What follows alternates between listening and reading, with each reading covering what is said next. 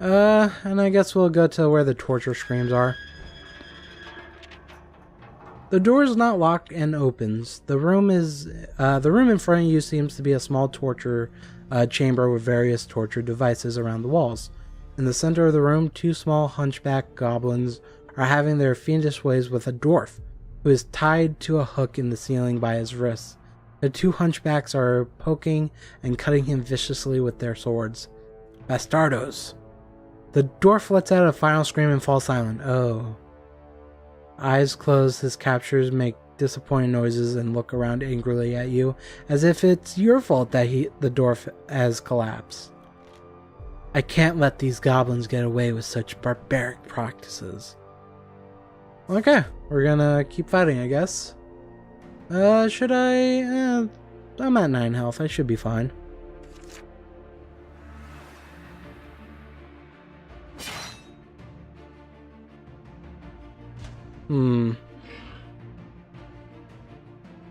I'm gonna move here.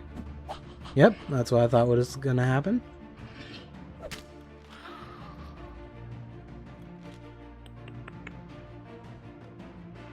Don't have a lot of choices here, do I?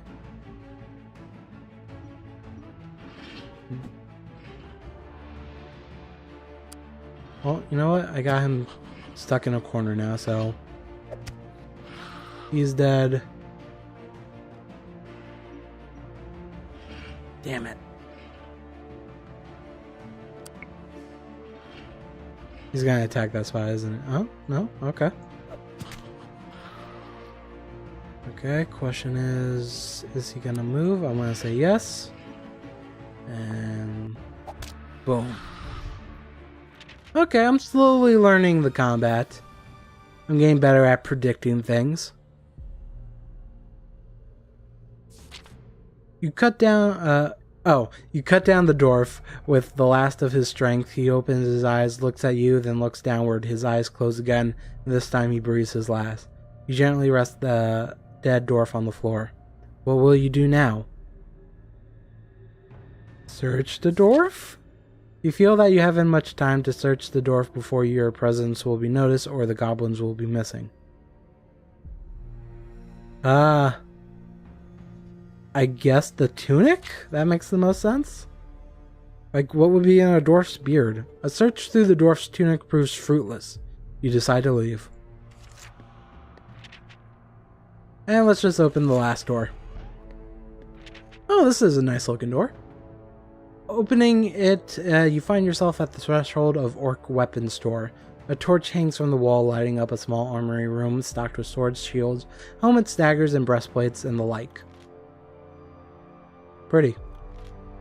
A circular iron shield with golden crest lies at the far end of the room. However, as you do not use a shield, it is worthless to you. Well, let's see if there's something that is worth to me. You poke around the room, the weapons are blunt and worthless, and the helmets are battered and rusty. You decide to inspect the breastplates on the shelves to see if there is anything worthwhile there. You examine the breastplates and the shelves thoroughly, but there appears to be nothing of value. Well, that's how that goes, I guess. Exiting the dungeon, you hear the sound of water ahead of you, and you make out a grilled porculus at the end of the passageway. Before you can reach the porculus, you will have to cross a bridge that passes over a gully of gurgling brackish water. You suspect it may actually be a sewer, judging by the smell rising from it. I guess we'll go across it. As you make your way towards the bridge, you pass some goblins, which appear uglier than all the creatures you have encountered so far. One of the goblins spots you and its eyes turn wide. Black sand! Black sand! Examines, and it begins to run towards you. Draw your weapon and fight, or keep your... Yeah, he might be a fan, we don't know. Now, let's just kill it. As the goblin sees you drawing your weapon, it gives a screech of surprise and runs at you with its short sword drawn. Kill! Kill! It shouts, drawing the attention of another goblin. They both attack. Okay, there seems to be 3 goblins. So I will move here. And then here. Get. Not exactly what I wanted.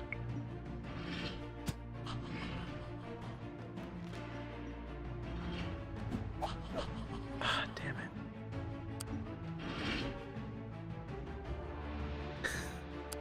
I'm not doing... God damn. I am gonna get wrecked. Okay, well, at least one of them's stupid.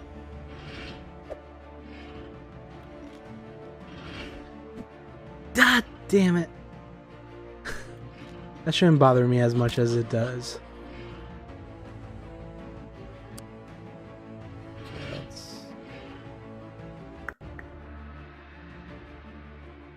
Can I? No, I can't.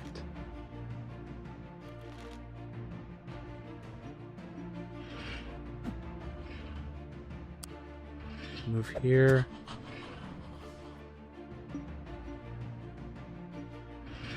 Oh, I got lucky on that one.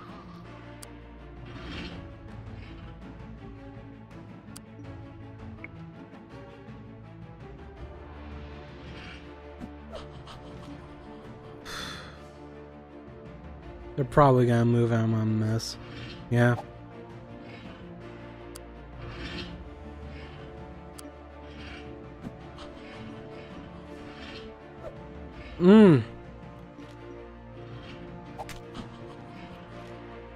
That's alright. I'm gonna die here, aren't I?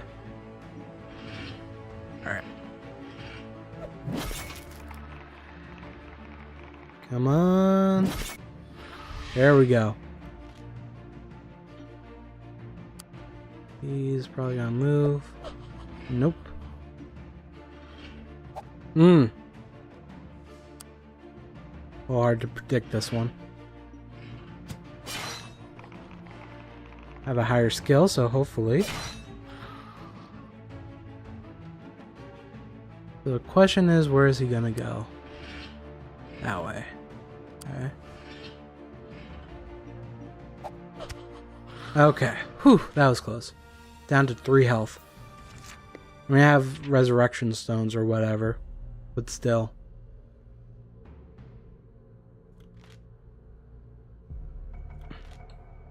On the wall to your right, there are 2 levers, and it seems likely that these levers have something to do with the portcullis. Pull the right lever or pull the left? Well, I'm right-handed, so let's pull the left, because clearly there's something wrong with me. To your horror, you realize this dummy lever was a trap. Damn it. Although it looked like a handle, it was in fact a wax-coated sword blade, and it has now cut your hand badly. Did you use your left hand or was it your right hand? Left hand? Although you were injured, you are also fortunate. This was not your sword hand, meaning that the injury is not quite so important. -1 skill. Ah. That's bad. You hear a deep rumbling noise and the ground begins to shudder. Slowly and noisily the portcullis rises into the ceiling. With hesitation you walk towards the junction, listening carefully.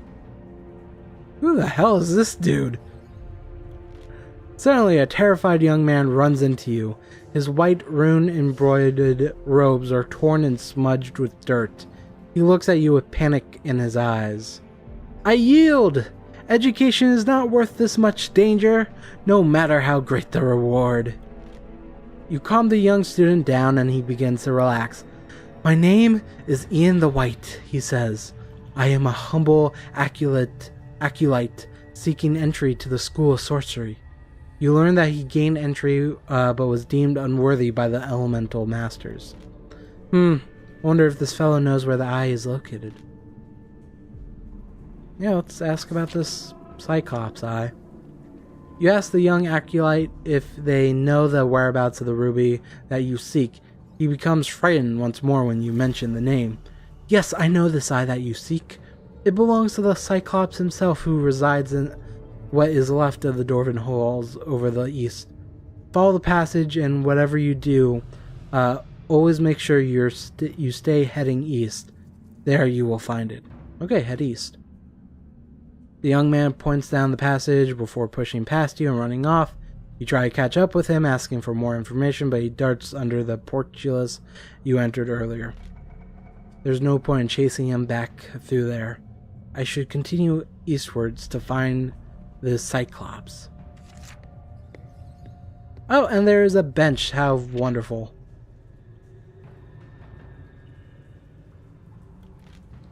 Yeah, we are gonna use the bench.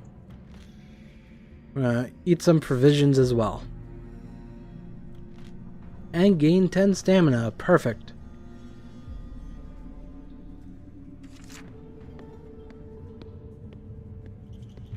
I love the look of this game. It's just so good.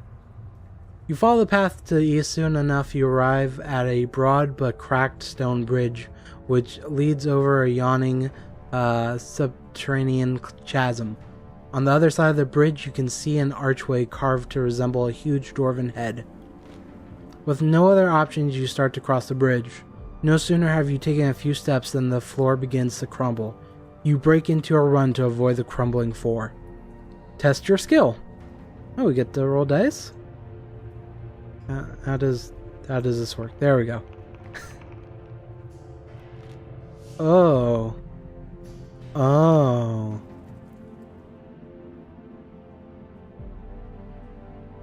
You needed a score of 9 or under, and rolled a score of... How does this work? Okay. So I rolled good. That's weird. You sigh with relief. You can hear the masonry crashing down far below into the water. The sounds reverberates around the chamber, and you wonder what creatures you have stirred in the darkness beyond. Let's just continue onwards. I've learned to stop peering into the darkness. The carved dwarven head archway looms ahead, and you marvel at its construction. The previous inhabitants of Firetop Mountain were obvious once proud of their home, as shown in this high level of artistry. The features look to have been chiseled into the rock face in a style that could only be of dwarven design. Dwarves never cease to amaze me in their skill and artistry.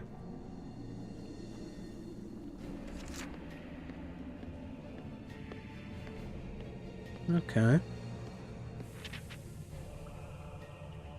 You enter the Dwarven Hall. Entrance is everything you expected, lined with tall stone columns that stretch into the darkness, carved the image of dwarven heroes of old. Let's see what it looks like. Everything just looks better in color to me. The stonework is incredible. I can see each beard hair. Well, that's a bit much. About halfway down the hall, you notice a path that leads off to the left, behind one of the statues. That heads in the opposite direction to where I need to be going. Maybe I can have a quick look. Nah. Let's just continue to this Cyclops eye. As you walk through the hall, you notice movement out of the corner of your eye. Something appears to be watching you. I have no time to chase strange creatures. I must find that eye. Okay, sure. You reach a junction with 3 different passageways. With east still at the forefront of your mind, there is only one option to take. Head east. As soon as you continue, head to the east, you can see a wooden door. The other passage continues northward. While the passage looks interesting, I need to keep pushing east. So we'll continue going east. You head east to the wooden door. Trying it, the door opens and you enter a small room. Your eyes widen as you look around to see that the walls of the room are covered in ornate stone work. Mosaics and marble inlays give this room a kind of beauty you have never seen before. In the corner of the room is a large metal statue of a one-eyed creature, and its single eye is a sparkling jewel. That's creepy looking, but okay. This has to be the Eye of the Cyclops. What gave it away? Is it because it's a gem in the eye socket of a fucking Cyclops statue? I know it's probably not Keith, but I'm going with Keith because I think it's funny. Keith did not give you any advice on how to take the eye. You can perhaps prise it out of its socket with your sword. There's nothing else in the room, and the only exit is the way you came in. Huh. Well, let's just take the jewel. You approach the statue cautiously. A scampering behind you makes you flash around, but is only a rat. You feel at the jewel, but it's silently in place. You try to prise it off, and as you work, you hear an ominous creaking noise. To your horror, the statue is beginning to move. You jump down and draw your weapon. The Iron Cyclops cranes its head around towards you and steps down from its pedestal. There's only one way you're going to get your hands on that ruby. Battle the Iron Cyclops. Drawing your weapon, you ready yourself for battle against the strange creature. Its ruby eyes glint in the cave light as the animate statue twists its neck, searching for you. The heavy iron footsteps ring through the cave floor as it approaches, slowly at first, but quickly gaining speed as though getting used to its new body. It raises both hands, flashing its forked tongue, ready to strike. Fight the Iron Cyclops. I mean, this is about the point where I should stop, because we're at about an hour, but I'm probably gonna die to this fight, so, you know, it's fine. This thing takes up 4. Nice. Well, piercing strike.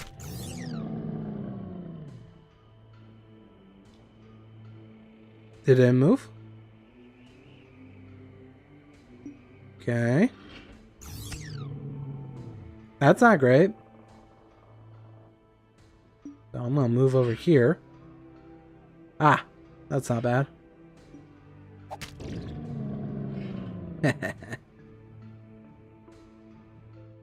I would assume it's capable of hitting me from that corner, but possibly not.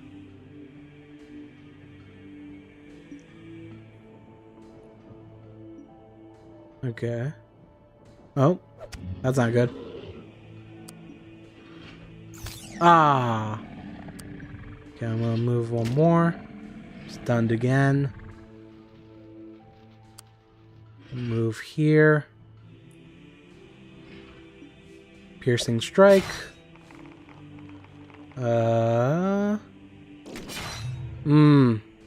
This isn't looking good for me. If I move here, then I'm gonna move here. I'm gonna attack.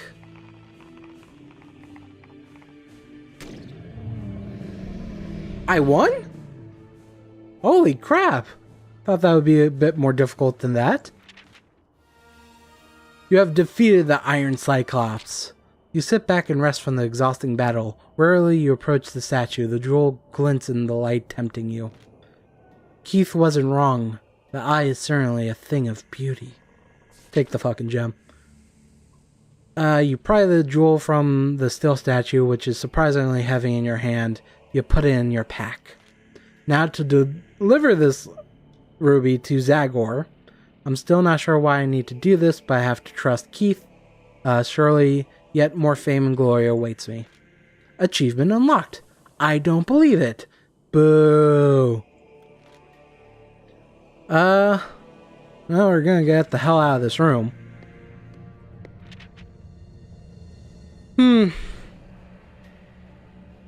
Okay, so I should probably use a provision. Get a little bit of health back. That doesn't really do much for me. So I can head north or head west. Or I can... Let's go a little further and see what happens. You enter another room guarded by stone statues. The statues in this room look like fearsome dwarven warriors. There are 2 exits from this room. The door to the left sounds rather quiet, while the door on the right seems to have somebody talking behind it. I need to try and reach Zagor quickly. The left door sounds more inviting. But what if Zagor is on the right side? We'll go left, I guess. As you approach the left-handed door, there is a rumbling. Both stones and statue move and come to life. They lumber away from the wall, clearly intent on stopping the intruder from proceeding any further. Ugh. How many stone golems do I have to fight? They are big.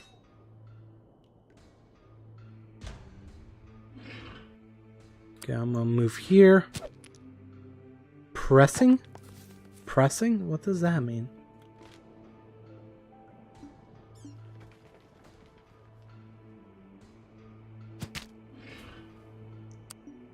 Huh.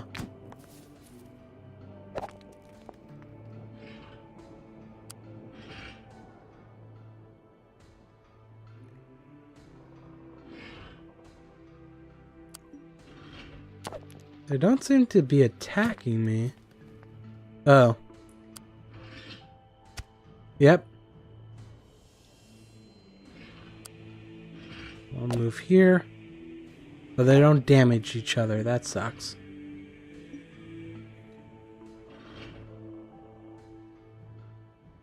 Stop following me. There we go.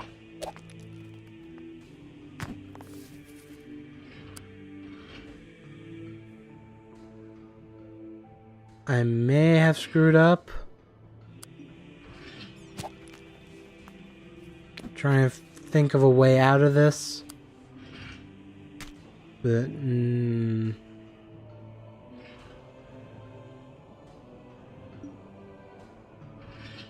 there. He goes there. Bashes in and...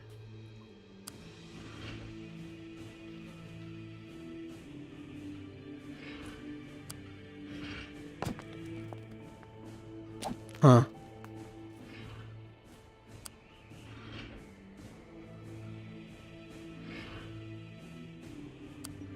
Such an odd thing.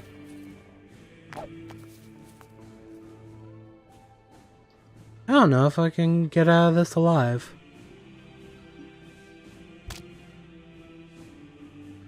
Down to 1 stamina. Yeah. No, I'm now dead. Well, maybe not. What happened?